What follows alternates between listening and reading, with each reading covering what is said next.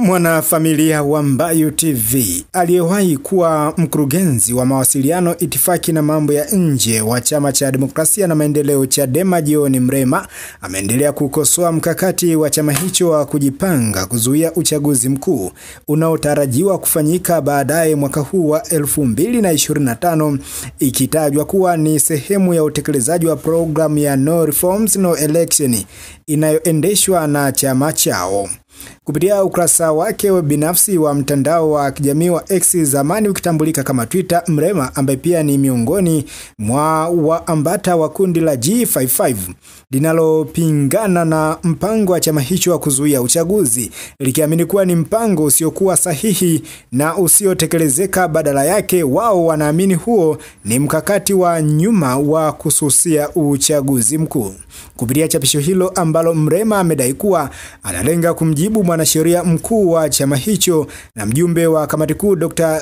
Rugemeleza Nshala kufuatia maelezo aliyoyatoa kwenye mjadala wa moja ya kundi la mtandao wa kijamii la WhatsApp alilolitaja kwa jina la maswali magumu, ambapo amesema anapingana na kauli za kwamba uongozi mpya wa chama hicho chini ya mwenyekiti wake wa taifa Tundu Lissu unatekeleza maamuzi ya kamati kuu, baraza kuu na mkutano mkuu, akishinikiza kwamba kama hilo ni kweli basi uwekwe ushahidi wa azimio lililosema kuwa No Reforms No Election inalenga kuzuia uchaguzi. Na mnukuu akisema kuwa umesema kuwa walioshindwa uchaguzi wa ndani ya chama ndio wanaopinga, ila hujasema ukweli kuhusu ambao hawakuwa na upande ndani ya uchaguzi ule na ambao ni wagombea ambao walishawekeza sana kwenye kata na majimbo ya uchaguzi na walitakiwa kufanya maandalizi tangu tangazo la katibu mkuu la Januari mwaka 2023 akiwa Mwanza, alipowataka wagombea wote watia nia ya kugombea na waendelee na maandalizi ya kiuchaguzi. Ushahidi wa hili ni kuwa mwenyekiti wa chama alitia nia ya kugombea urais na mpaka leo hajawahi kuondoa nia hiyo, na wapo wagombea ubunge ambao hawajaondoa nia zao, kwani hapajatoka tangazo rasmi la chama kuwa hakitashiriki uchaguzi mkuu wa mwaka 2025. Nimemnukuu maelezo ya John Mrema. Anaendelea kunukuliwa akisema kuwa umesema kuwa kuna azimio la mkutano mkuu la No Reforms No Election na kwamba lilisimamiwa na mwenyekiti Mbowe, na kuomba ufanye utafiti wako kabla ya kujiingiza kwenye hizo propaganda uchwara. Utafiti wako ujikite kwenye maeneo yafuatayo ili ukweli ukuongoze. Eneo la kwanza alilolitaja ni kwamba ajenda ya No Reforms No Election ilianza mwaka gani na ilikuwa na malengo gani na nini ilikuwa tafsiri halisi ya kampeni hiyo. Jambo la pili, mwaka 2020 Januari, kamati kuu iliyokutana Makueni nchini Kenya na kuja na kampeni hiyo ilimaanisha nini? Mbona hatukuzuia uchaguzi wa mwaka 2020 kama maana ilikuwa ni kuzuia uchaguzi mkuu?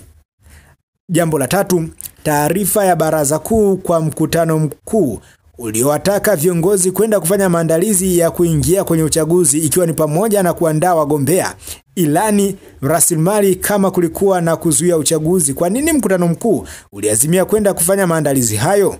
Jambo la nne, kwa nini katibu mkuu hakusaini maadili ya uchaguzi? Alipewa mamlaka hiyo na kikao gani? Mbona hapakuitishwa vikao kabla ya kufikiwa kwa uamuzi huu mkubwa na wenye madhara makubwa kwa chama chetu? Nani ananufaika na uamuzi huu? CCM inapita bila kupingwa. Nani mnufaika wa mpango huu na amelipwa au ameahidiwa kupewa ujira gani? Jambo la tano, malengo ya chama chetu kwa mujibu wa katiba ibara ya 4 kifungu cha kwanza na kifungu kidogo cha kwanza ni kushiriki na kushinda uchaguzi. Mamlaka ya kuvunja katiba ya chama anayo nani? Adhabu ya kuvunja katiba ya chama ni ipi? Kama mtu hakubaliani na malengo ya chama anaweza kuendelea kuwa mwanachama? Jambo la sita, ameeleza kwamba ibara ya 5 ya katiba yetu imetoa haki kwa wanachama, ikiwa ni pamoja na haki ya kugombea na kuchaguliwa kwenye chaguzi mbalimbali. Haki hii inavunjwa na uongozi wa chama. Nini adhabu yake?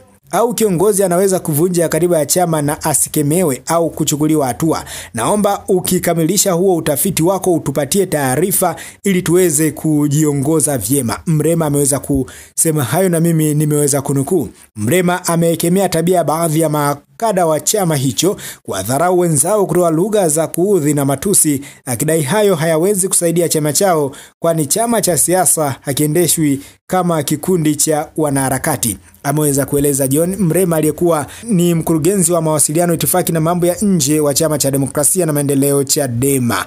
Bwana, hii ni Mbayu TV, ni kusihi kama bado hauja subscribe katika YouTube channel yetu, basi hakikisha kwamba una subscribe, lakini pia hakikisha kwamba una like, una comment na kushare taarifa zote ambazo sisi tunakupatia wewe kila siku na kila saa.